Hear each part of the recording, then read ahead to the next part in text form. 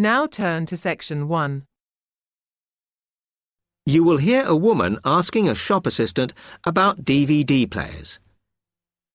You now have 30 seconds to read questions 1 to 4.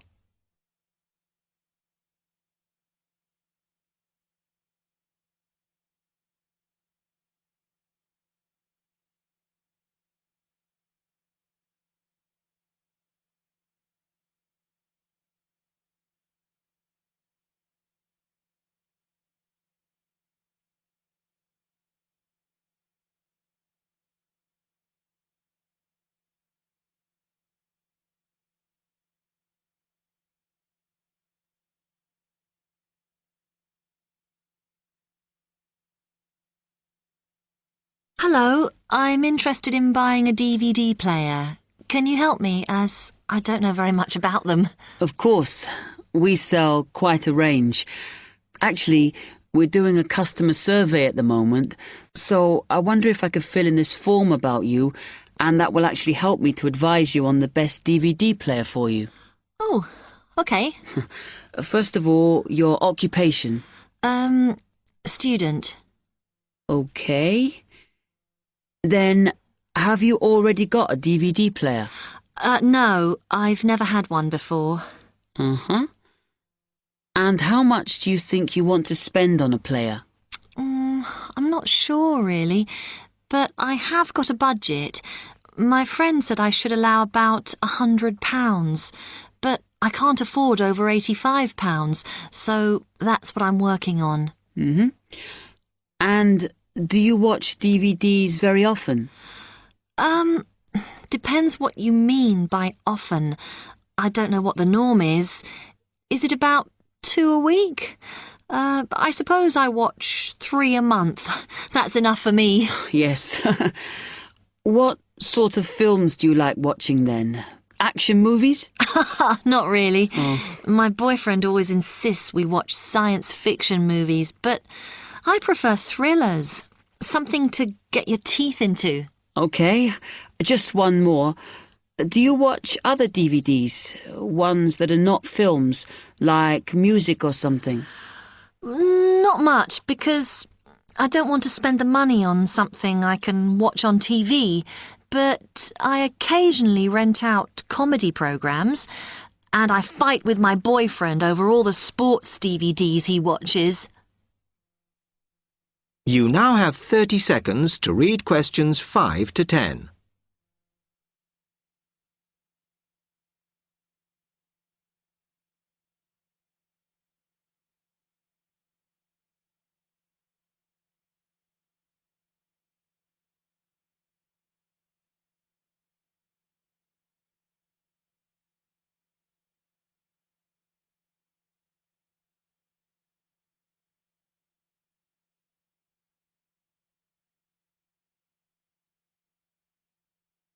Okay, let me explain a bit to you about the DVD players that are in your price range.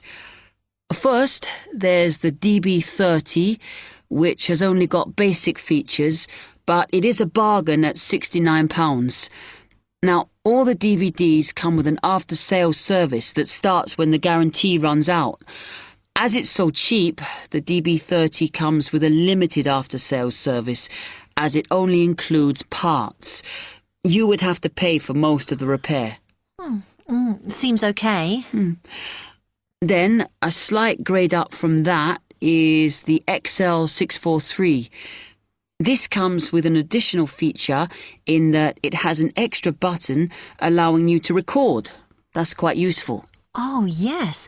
That would mean spending less on DVDs to watch. Yes, so you'd make the extra money back on it that it costs. Let me see how much it is. Yes, that one's actually reduced at the moment from £79 to £71.99. Oh. I think it's worth the extra myself. And is that the same level of after-sales service as the other one? Well, you get a bit more for your money because what we're offering is a discount on labour. So you don't pay the full price if you have to call an engineer out. I see.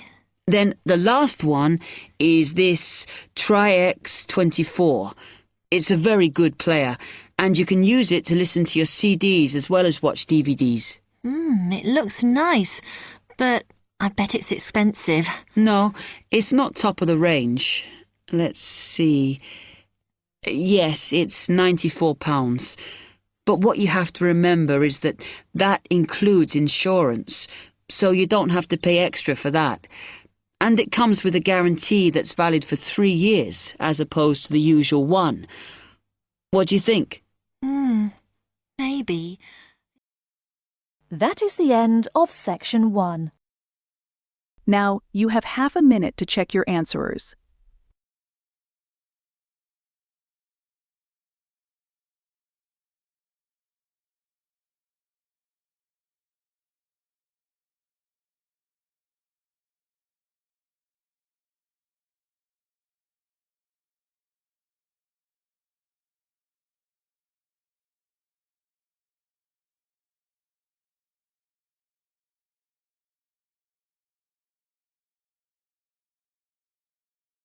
Section 2.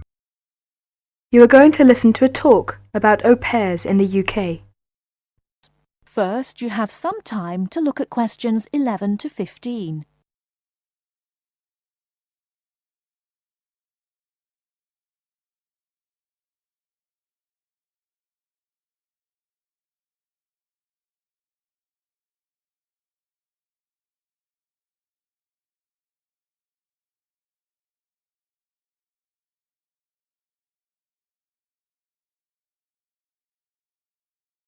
Now, listen carefully and answer questions 11 to 15.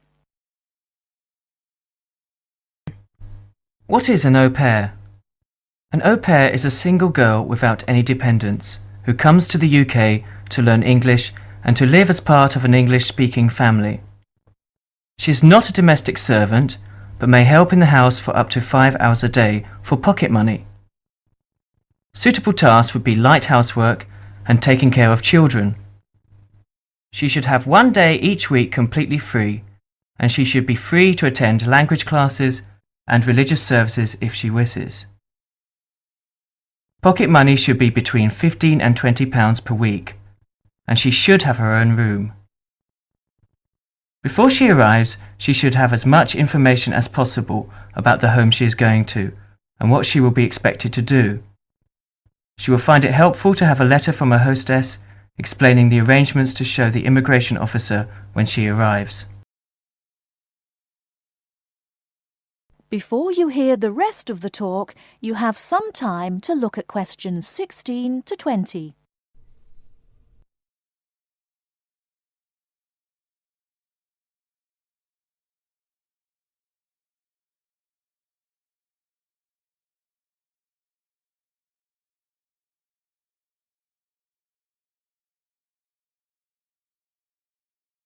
Now listen and answer questions 16 to 20.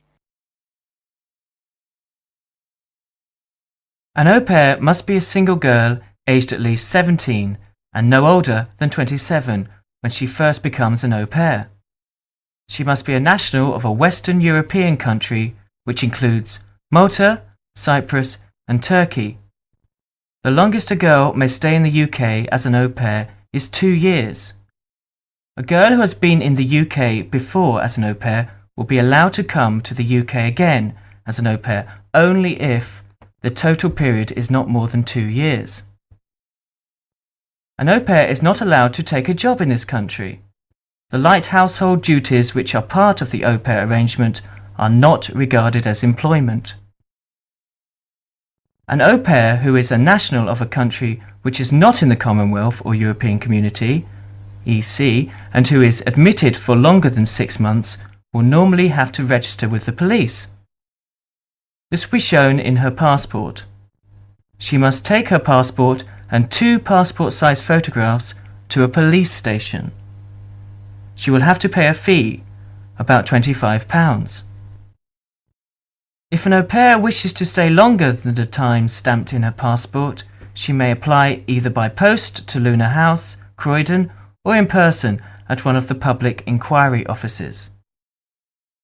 If she applies by post, it is a good idea to send any valuable documents, by recorded delivery post. She should apply before the time limit on her permitted stay runs out. She must show that the arrangements are still those of an au pair. She may change host families during her time in the UK, providing that the new arrangements are also those of an au pair. That is the end of section 2. Now, you have half a minute to check your answerers.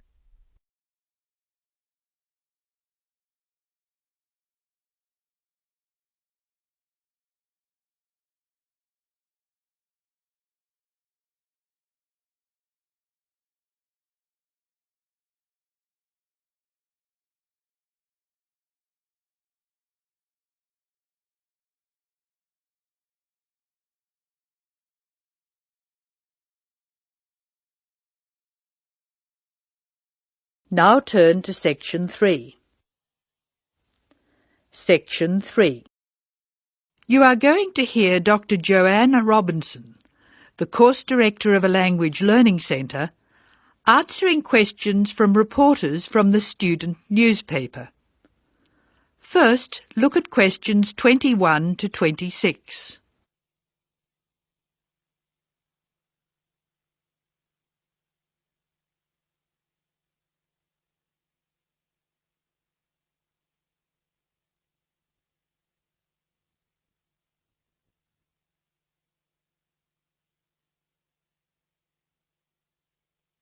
As you listen to the first part of the talk, answer questions 21 to 26. Write no more than 3 words or numbers for each answer. Welcome to the Language Learning Center. I'm Joanne Robinson.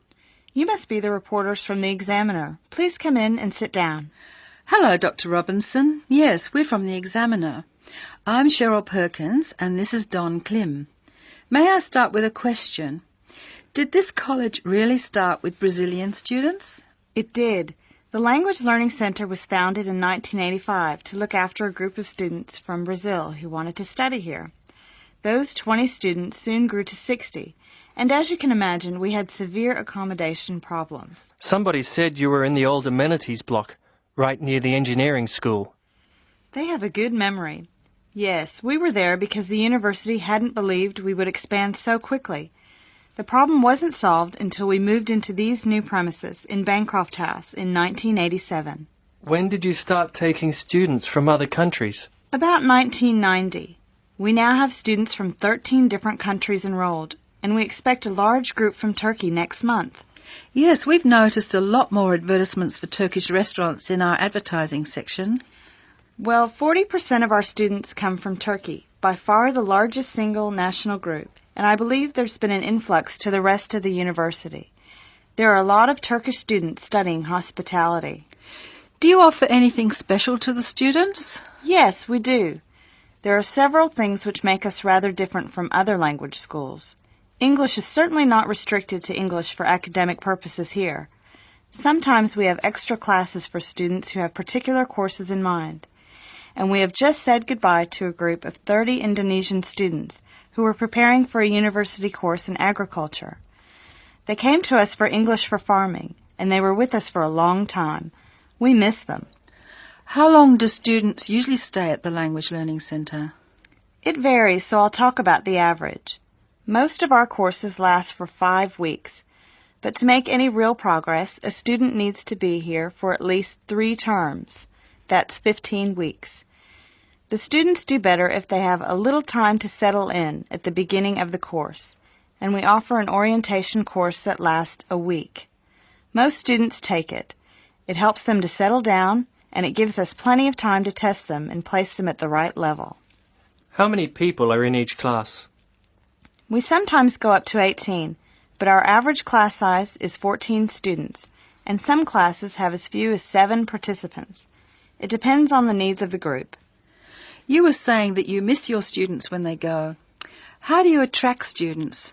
I mean, how do they hear about the Language Learning Center in the first place?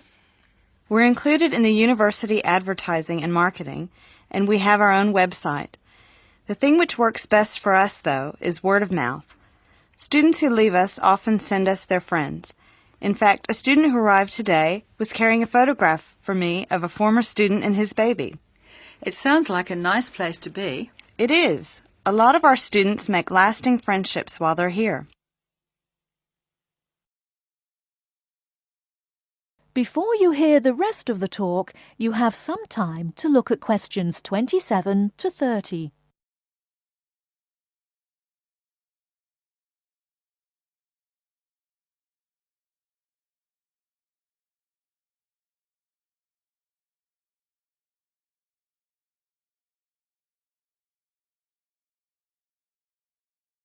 Now listen and answer questions 27 to 30.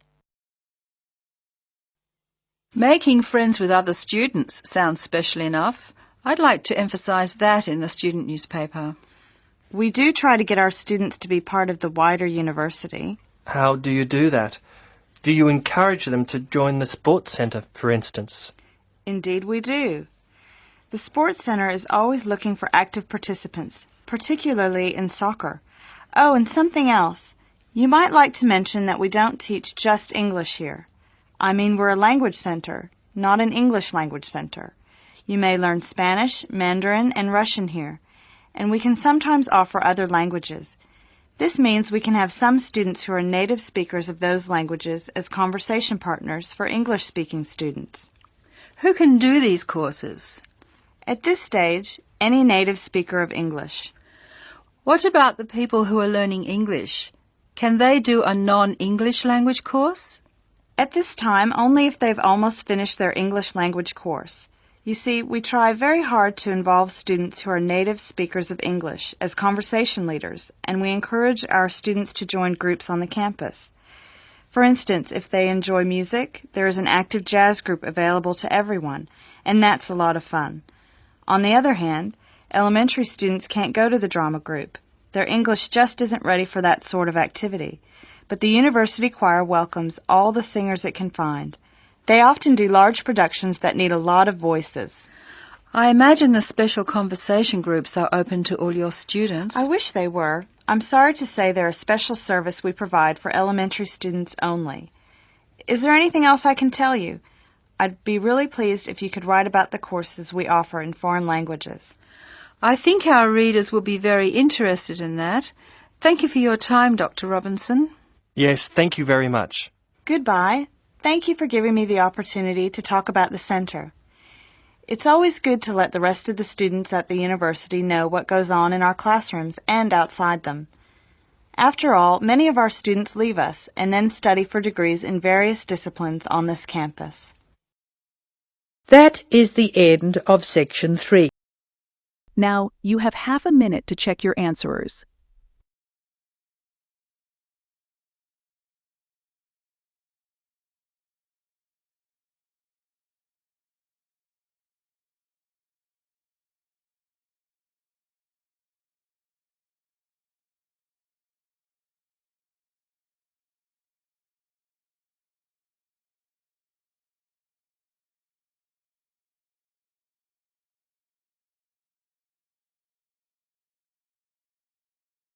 Now turn to section 4. You will hear part of a talk on cat breeds. First, you have some time to look at question 31 to 40.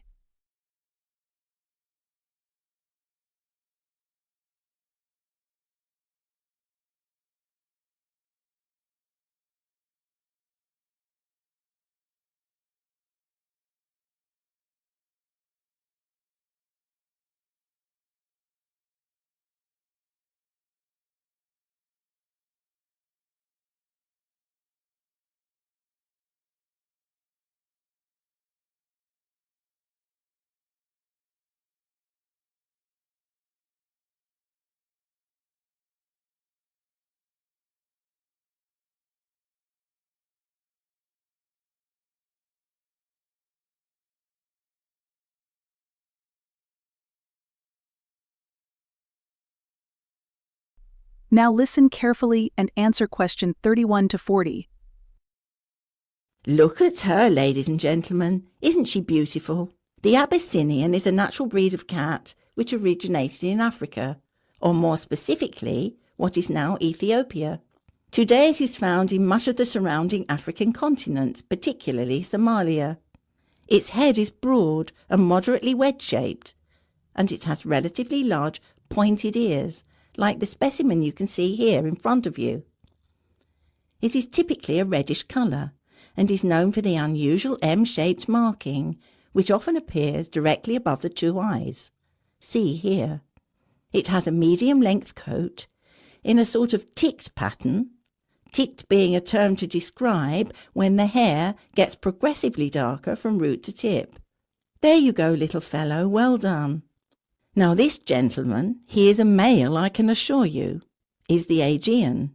The Aegean is of Greek origin, as you might have guessed, and is thought to have come from the Cycladic Islands. It's considered to be the only native Greek breed of cat. It is one of the newest and therefore rarest cat breeds, but relatively plentiful throughout Greece. It is much liked for its intelligence and friendliness, and because it excels in pest control. It has a semi-long-haired coat with rich tail. The coat is typically bi- or tri-coloured, with white always present, and the other colours ranging from black to red, blue, cream, etc. These colours are just as likely to present themselves as stripes. This little guy, as you can see, has beautiful reddish-blue stripes running through a pale coat. The head is medium-sized and quite round.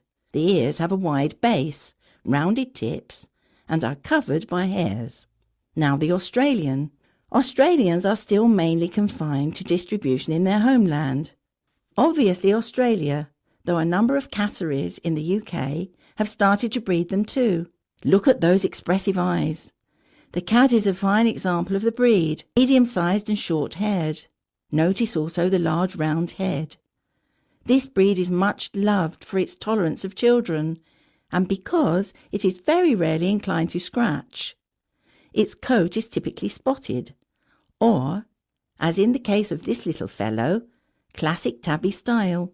Last but not least, we have the bobtail, another relatively new breed, like the Aegean and Australian. The bobtail first appeared in the 1960s in the United States, the only country in which it has a significant distribution, and is most notable for its stubby, bobbed tail, which is only something like 1/3 to 1/2 the length of a normal cat's tail. It is a very sturdy breed, with rather shaggy and dense fur. Bobtails can have any colour fur, and often have the appearance of a tabby. Unlike the other breeds we have discussed, the bobtail is not natural. It is said to be a result of the crossbreeding of a domestic tabby cat and a bobcat. Such is the careful breeding the cat has undergone that it comes in all colours, and there are also both long and short-haired versions. If I had to recommend one of these breeds to you today, I would have to vouch for the Australian. After all, as all of us here are parents, we must surely agree that our children are our first consideration when it comes to purchasing a pet. What effect the animal will have on them, how will it react, etc. These are questions we all ask ourselves, and they are even more important when the child is very young. The Australian is simply unrivalled in the temperament department and is extremely unlikely to lose its composure and take a swipe at your child. That said, it is still a very rare breed in these parts, and as with all things in the world, rare equates to very expensive. So it may be beyond the price range some of you are prepared to pay. Surprisingly perhaps, though the bobtail is part lynx or bobcat, as they say in the States, it doesn't appear to have inherited any of the wildcat's aggressiveness, and therefore it makes an excellent second best as a pet you can allow to be around children. It is also considerably less expensive. The other two breeds we have talked about both make excellent house pets. However, hand on heart, I could not endorse either as a pet to have around young children. In my view, the child's safety is not something to gamble with.